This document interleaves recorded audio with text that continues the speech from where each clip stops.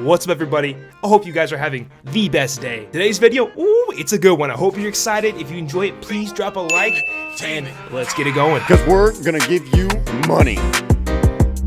No, the best YouTube channel of your entire life. We also have vlogs, any special content we can give you, and you follow our lives around weekly.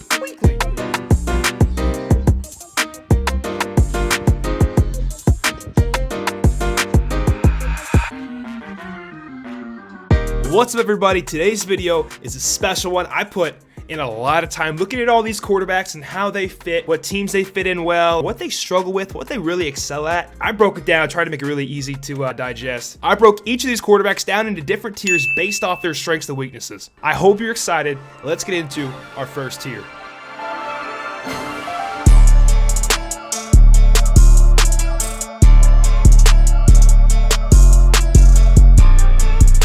CJ Stroud out of Ohio State will be kicking off this group of quarterbacks out of the elite tier category. Now, I'm going to address this from the beginning. A lot of Ohio State quarterbacks get a ton of hate because a handful of them in the past didn't quite pan out. And to that I will answer, I don't care. CJ Stroud is different, and I'm going to tell you why. CJ's biggest strengths are his accuracy and timing. He can anticipate throws before wide receivers break and puts everything right on the money. One knock CJ Stroud had is that people didn't think he was mobile, but if you watched any part of the Georgia game, you could see this man bounce out of the pocket, find the open man almost every single time. He looks so calm and relaxed under pressure. In Stroud's 2 seasons at Ohio State, he had 85 touchdowns and 12 interceptions. CJ has one weakness for me, and it's not even a weakness, it's just not elite. The only knock is that his arm talent is not elite. Don't get me wrong, it's pretty damn great, but there's some top tier quarterbacks he doesn't quite touch when it comes to that. I think the only way CJ Stroud busts is if he goes to a Matt Patricia type of O coordinator where that guy has no idea what he's doing, he's got no support around him. Now let's get into the next prospect.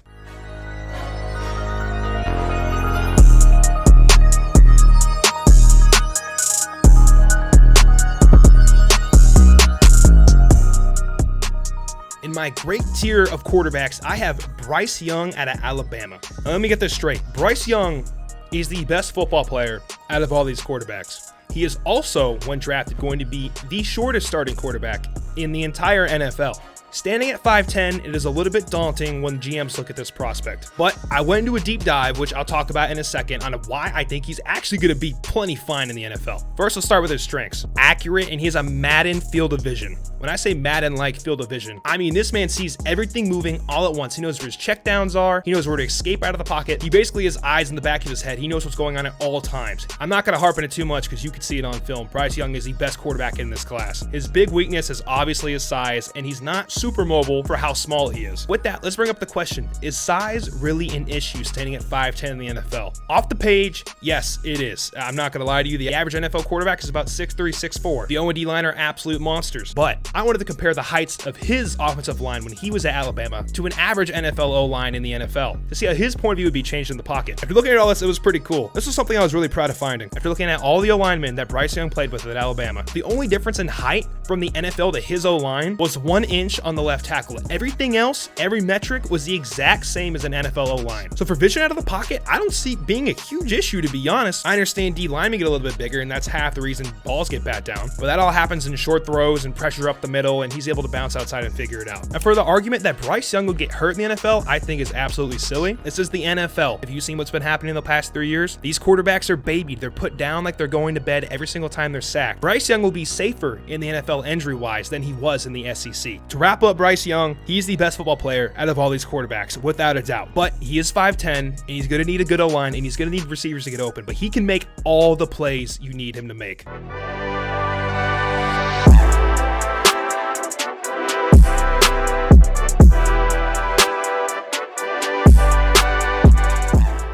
Our next QB prospect is Anthony Richardson out of Florida. I have Anthony in my good tier due to him being a massive project. I'm going to be honest with you. I don't know if we've seen a prospect like this athletic-wise in the past 5-10 years. He runs faster than most DBs. Anthony in space puts the fear in God. Imagine LeBron James joined the NFL and was pretty dang good at throwing a football. That is very accurate to Anthony Richardson. This man is an absolute athletic freak. His arm strength is absolutely off the charts. He's got a cannon. He shows flashes of deep accuracy. I know accuracy is all being consistent, but he shows flashes of it. So I'm trying to look at the positives here. Anthony's biggest weaknesses is his accuracy and the way he makes the layups look like half-court shots. This is a big concern for me because I know the potential is the moon. But when you make easy things look hard, we're looking at a 2 to 3 year project here. Now, he is only 21. He is super young. In order for Anthony to find success in the NFL, I believe he has to go to one of these teams. Otherwise, there's just absolutely no shot. Not because of him. He has more ability than anybody this entire class, due to the situation he'd be walking into. For the teams Anthony would fit, we're looking for a good offensive coordinator or a head coach, a solid team around him, and the team to also have the ability to buy time. Because time is an asset most NFL coaches and GMs don't have. Everyone is always on the hot seat. You have to perform every single year. Most teams don't have 2 years to develop a quarterback. These are the 3 teams I think would be great scenarios for Anthony Richardson to step into. First, I have the Commanders. Second, I have the Vikings. And third, believe it or not, I have the Lions. All these teams have time and good old coordinators / head coaches that could help develop Anthony into the player he could be. I also wrote down the Falcons, the Bucks, and the Colts just because it makes sense, but not quite as good of a situation. Hello, friends. If y'all are enjoying this video, please smack that like button, because if you don't, not only will my Gen Z mental health just start to fade away. Silly YouTube thinks if you don't like it, you're not enjoying the video, which I know you're having a good time. So smash this button. Let's keep this thing pushing.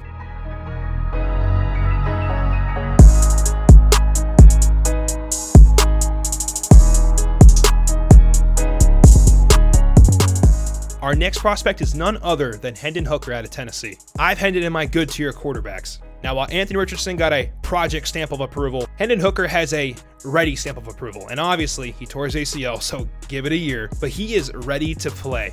Now, going into this, Hendon Hooker is not that high on most people's list, and that really surprised me when I dove deep into this. In his 2 years at Tennessee, which is in the SEC for those who don't know, he threw 58 touchdowns and 5 interceptions. That is a fantastic ratio in any conference, let alone in the SEC. More importantly, he threw a 69% completion rate, which is very high at college. The thing that makes Hendon stand out is his poise. He's always on schedule, and he's got a really solid arm, I'm not gonna lie to you. It's not earth-shattering, but it gets the job done almost every time. Of course, Hendon is also a dual threat, but he is more than capable of just being a pocket passer. The one flaw that Hendon Hooker actually has control over and can change and improve on is he only reads about half the field when he's looking at his reads. Most time he checks from 1 to 2, and that's about it, and then he's going straight to the check down. He doesn't really look right or left after he looks the opposite direction. Now, the biggest 2 knocks he has is that he tore his ACL before the season ended, so he's pretty much going to miss his rookie year of the NFL, and he's also 25 years old, will be 26 when going into the NFL season. I almost know Hendon's going to work somewhere. He may not be an absolute star, but Hendon's going to be a solid player in the NFL. I know that for a fact. There's no way that you have that much success in the SEC and don't figure things out. Now, with Hendon, since he's missing his first year in the NFL, he will also be looking for a team that can afford time, because time is a big asset in the NFL, and not every team has it. Coaches and GMs that can take this swing and wait on it and not get fired are once again the Lions, the Vikings, and the 49ers. And I know you're thinking the 49ers have way too many quarterbacks, but hear me out. Trey Lance is soon to be kicked out the building, and Brock Purdy is a 7th round pick. If we're just being honest here, let's call it what it is. Now, I'm not saying Brock Purdy's going to fail, but it's totally possible they decide, hey, we like him. He's got a great role on this team, but we need somebody better to go to the Super Bowl. More importantly, Kyle Shanahan loves being the mastermind. He takes 5th round running backs, 7th round running backs. He wants everyone to know that he is the one behind the success. And with that, Hendon Hooker is a quarterback that doesn't go off schedule. He does everything on schedule, does not make plays on his own. He takes what he's told to do and excels at that. I think that is the perfect fit for Kyle Shanahan. Let's go to our next prospect in the solid tier.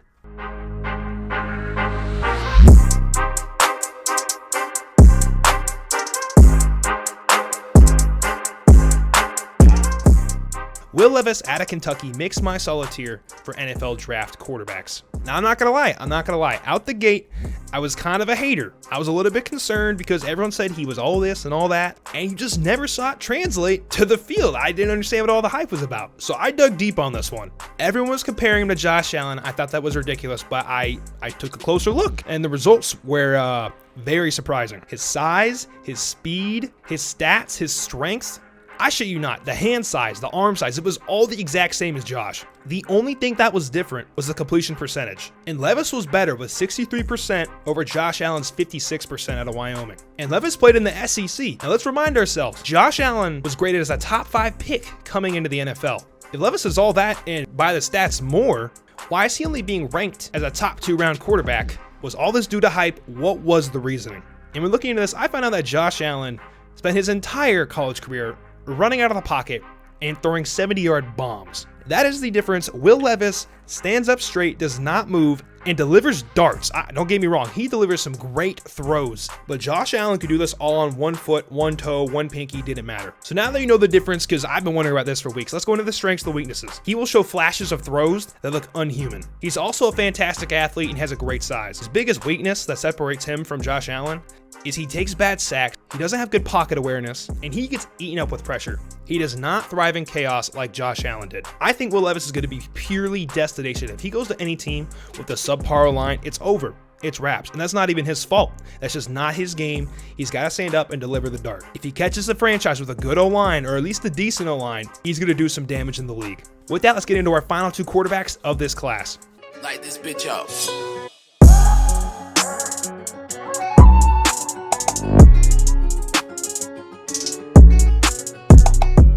Tanner McKee out of Stanford. I have Tanner in my tools necessary tier. This one's going to be short and sweet because that's what his prospect grade is. He is elite size. He is 6'6". He's a grown-ass man. And he has fantastic touch with the football. Not a crazy arm. Honestly, when he makes some passes, it doesn't look super fast. His weaknesses?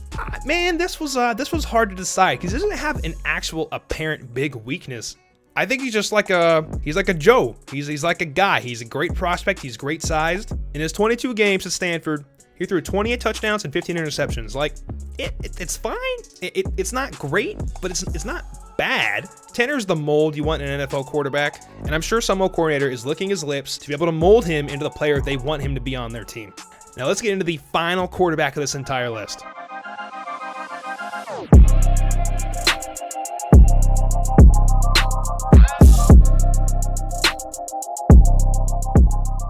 The final quarterback on my tier list, I'm putting Max Duggan on the dog tier list. Max Duggan is an elite football player that scouts believe he lacks the tools to succeed at the NFL level due to his arm talent. Max Duggan is mobile, tough, and he makes plays. Everything Max Duggan can control, he is elite at. Had to shout out Max. He's gonna kill in the NFL. I don't know where, but he'll find his place. I know it. You. If you watched this far, I appreciate you more than you know. This video was an absolute beast to make. I worked really hard in this video, and the fact that you're watching this long, it means a lot to me, dude. All support y'all put into this video, every like, comment, subscribe, does not go unnoticed. The only reason this video got made is because we got 2 subscribers from our running back draft class video.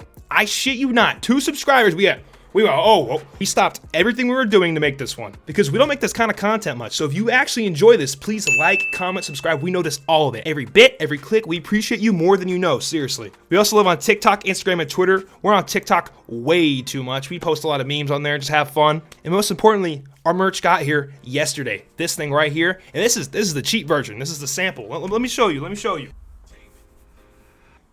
You like that? But guys, seriously, we love you guys. Appreciate you more than you know. Go tell somebody you love them. Have a great day, guys. We'll see you next time on The Hard Count.